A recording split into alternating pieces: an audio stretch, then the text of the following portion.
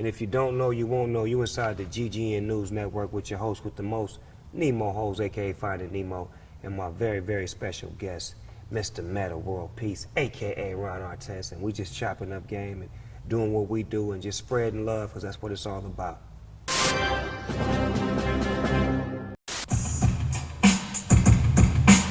Ladies and gentlemen, we got Metta World Peace in the house tonight. Ladies and gentlemen, hey, MC Sham and Molly all in the house tonight. They just came from off tour. They want to tell you a little story about where they come from. The bridge, the bridge, the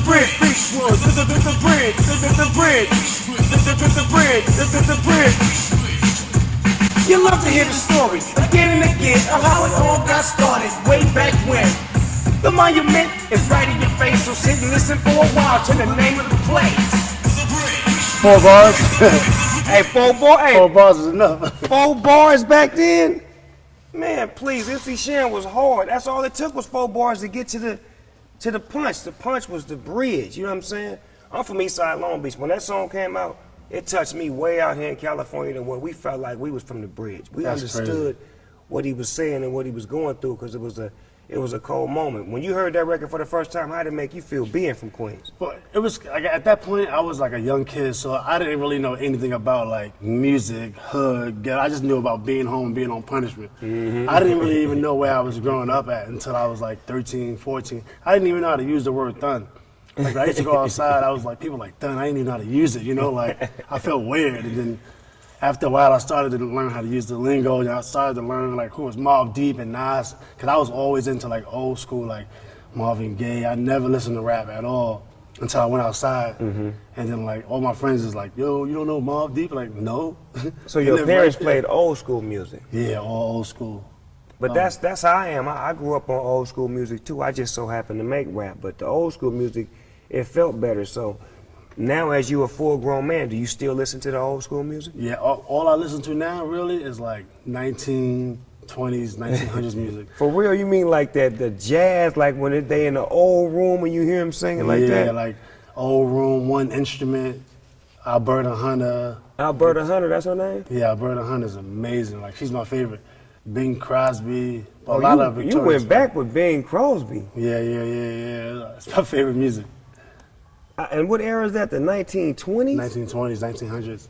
Alberta Hunter's dope. She had a hit called Downhearted Blues. That was like her hit back in the days. That was her biggest record? Yeah. Okay, I'm finna get up on her real quick. You turned me on to something I knew nothing about. Yeah, music from the 1920s? Yeah. How does that music even sound? Like, who put you up on that style of music? I mean, it's like relaxing, because like when I listen to rap before a game or something, I get too excited. And I get technical fouls every single time I listen to, like, you know, Dre or some Snoop or some, you know, some Mobb Deep. Now I'm like technical foul.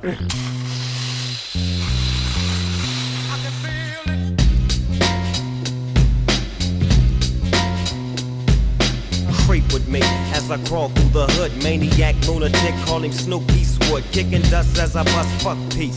And the motherfucking fuck police. You already know I give a fuck about a cop, so why in the fuck would you think that it would stop? Plot, yeah. I had to find something to relax me before a game. Yeah, to tone that down a little bit, Yeah, tone it down. I'm gonna listen to this. So it's music like this. Yeah. Now, whoever said a good man was hard to find? She's my favorite, definitely. Positively, absolutely sure. This that pure, this is, you know, you gotta respect it, because this is like before we was born, you know? This is how they communicated. Yeah. No education. And here's just music. That was it. That's Alberta Hunter, y'all. Alberta Shakes Hunter. my ashes, greases my griddle, I like that. churns my butter, Yes. strokes my fiddle. My man is such a handyman. Oh, you didn't turn me. You didn't turn me out. You didn't came on my show and turned me out, nephew. Hold on. As a player, you played for Phil Jackson. You played in Chicago. You played in Indiana, Sacramento, Houston. You played a lot of places. Does coaching really impact the game from a player's perspective? Because we be watching at home and we be like, this motherfucking coach, he ain't putting a nigga in timeout and blah, blah. Is the coach really? Yes, it's true. It's true. The coaching is everything. But sometimes players don't listen to coaches. That's the problem. So when you, a lot of people was hard on D'Antoni because they were saying he's not coaching well, whatever. But sometimes as a unit, collectively, we wasn't listening to D'Antoni. So if we don't let D'Antoni do his job, then he can't coach. You know, so. But if Phil would have been in there, it wouldn't have been about Phil's listening. different. Because he gonna demand respect or sit your ass down and get out of here. Phil's definitely different. Yeah, he gonna sit you down. He ain't gonna play no games with you. Phil me and Phil got it. It was crazy because the hardest coach I ever played for was Phil. Like, he used to get on my back all the time. It was frustrating. But when we won the championship, I realized, I was like, wow, like, Phil Jackson brought the best out of me. Because I had to defer, I had to sacrifice. That was so hard for me to do. Sacrifice.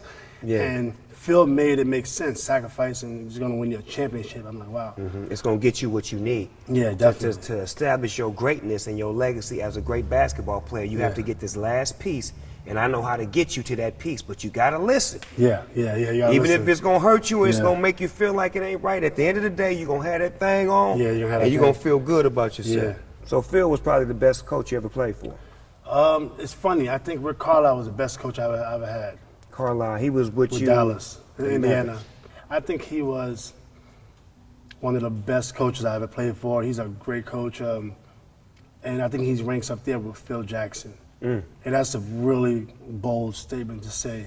But anybody that played for Carlisle probably would They say understand the that. same. They He's understand a really it. good coach. Because for him to beat Miami that year, I didn't think it was gonna happen. Yeah. But he outcoached them. Yes, totally. That's exactly what happened. He outcoached them. Yeah, he's really good. Who was the toughest person that you ever had to guard? The toughest person, probably Jordan. I guarded Jordan in the summer. We played summer ball when R. Kelly used to run in Chicago. So I played against Jordan there right before he was coming back out of retirement. Oh, when he put that number 45 in the closet and When put he put- 23 back on. He put 23 back on for the Wizards. I was a bull. So me being competitive, I'm like, he's coming back. Oh, I got a sticky. I gotta stick him. And that's when I was at my prime defensively. So when I played against Jordan one day, when I was leaving the gym, he said, Ron, make sure you come back. I was like, oh, sweet. So I was real competitive, and I was really good defensively at that time. So I come back, play against Jordan the next day, and I was like, wow, he's going to average 40 points this year. And then accidentally, I broke Jordan ribs that summer. Oh, wow.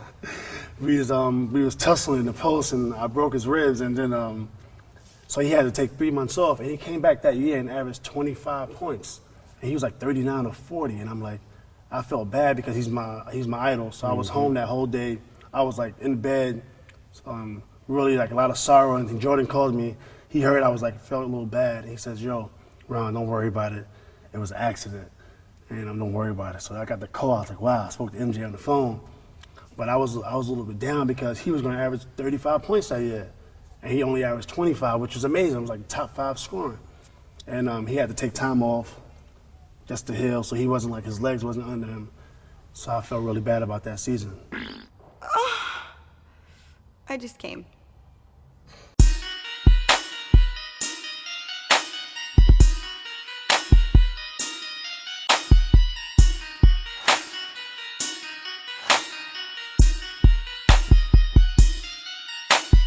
Play to win, so I play for keeps. Slay the giant, I play the beast. I ain't come to try it, I came to feast. Pistol ripping my box of briefs. Demon child, if you fuck with me, I got a Chucky mask in my trunk, nigga. Now I need you to tell me, what's your top 3 Queensbridge rappers of all time? I like that question. I'm so happy you asked that question. So happy. And I love like a lot of Queensbridge rappers. Like Capone's my cousin from CNN, and you The know, Capone? Yeah, Capone Noriega. Wow. Yeah, that's my big cousin. Them was and, the homies. And Roxanne Shante used to watch me, babysit me when I was a baby. Now she was the one. Yeah, I love her. She's a teacher now. I heard. Yeah, she's teaching now. But my favorite all-time rapper is Tragedy. Tragedy, the rebel is here. Tragedy is like amazing to me. Yes, sir. I'm a big fan of Nas too, of course. I love Nas. So Nas is like the top one. He's most publicized, but my favorite personally, and he might not be better than Nas, but my favorite is Tragedy because Tragedy been locked up. Tragedy been I don't Is he even the know. intelligent hoodlum? The intelligent hoodlums. You couldn't tell me then we wouldn't live forever. Welcome back, now we got it all together. Love is life and we live by the day. Peace to the brothers who passed away. Passed away, away, away. We love you to this day, you passed away. All my people's passed away, they passed away. We love you to this day, you passed away. He's been I like, thought that was Tragedy the Rebel is here. yeah, his From way back with the Juice Crew in the 80s with Marley Marl and him. He was the youngest one on the team back then. Because his life was like, it's kind of like, you know, when you came out with Murder Was the Case, like that happened. Like that was a real, you can identify with that. And all Tragedy records, like you can identify with that really happened to him. You know, you used to see him like in the streets, like sticking up people and on the corner, you know, doing his little thing, going to jail, coming home, and putting it in his music. And he's a great artist, and so it was like real relatable. So Tragedy, Nas, and then Carmega is one of my favorites too. I love Carmega. So I feel bad if I left anybody out. Yeah. But yeah. I got this thing on the show called Finish This Sentence. Now, I know that you have a rap career. So if you could work with anybody, you would want to work with Celine Dion. Celine Dion? Yeah. And why? I mean, her voice is crazy, you know, she's just iconic, and I would love to get a really, really good producer with her singing on the hook and maybe the bridge. That'd be crazy. Dope. If I could see anybody perform dead or alive, I'd want to see Michael Jackson. the king of pop. You did have the privilege of meeting Dr. Jerry Buss. Yeah, definitely. A true legend Yeah. and a friend of mine. Yeah, he was the best. I used to get breakfast with Dr. Buss, and we used to talk about random stuff, not even a lot of basketball. You know, and then the last time I tried to get breakfast with him, he was in the hospital now, and that was like a year ago. And then I went to go visit him in the hospital, and I tried to visit him a couple more times, but you know, he was not in great shape. And then you know, the funeral happened, but he's definitely a good person, no question. Yes, sir. And that was a great move for them to bring you out here to LA, man. I remember when we acquired you, it was the Trevor Ariza situation. I think we had just won it all or something. Yeah, yeah. And they was like, man, we're blah, blah, blah. I'm like, man, do y'all know what we getting? We getting a monster. He plays defense, offense, he hustles, and he ain't won a ring, so he hungry. Yeah. And see, they didn't understand the dynamics of that, as opposed to someone who had already won a ring, who their hunger may have not been as much as yours. You was hungry. You was like, okay, I'm finna seize the moment right now. I'm out here playing with the guys that get it. I got a great coach. I'm fixing my demeanor, my style, everything. Yeah. I'm following a new path. It was crazy because when I got the call, I was trying to go to Greece that year. And it was crazy because I didn't even want to play in the NBA. I wanted to play overseas, and then I was trying to go to Greece, or I was trying to go to Detroit.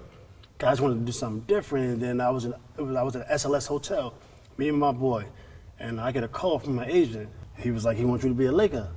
So I hung with my agent. I said, oh shit. So me and my boy went to get a drink.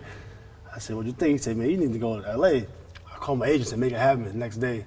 And I heard because Trevor Ariza had a window opportunity to say yes or no, and he was negotiating. So they just moved on. I just hopped on it.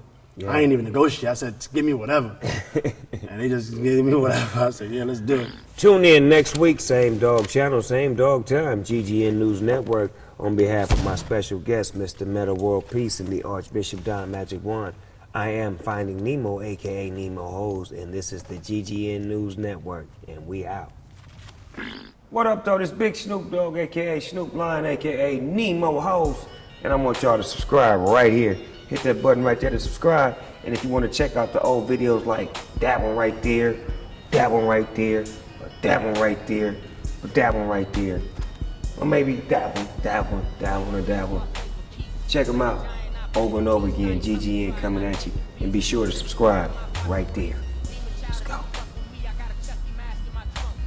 Hollow tips, hair triggers, no bond of trust for you fuck niggas. True story, fuck football and got a chopper too if your crew want it. Talk cause I'm down to walk it. Hit the boss if my money stalling, my 44 is on overload. Come correct or I let it blow. I got a laundry list of you fuck hoes and you bitch niggas that I wanna fold. My blue steel is on lock and load if my cash flow ain't on 10-4.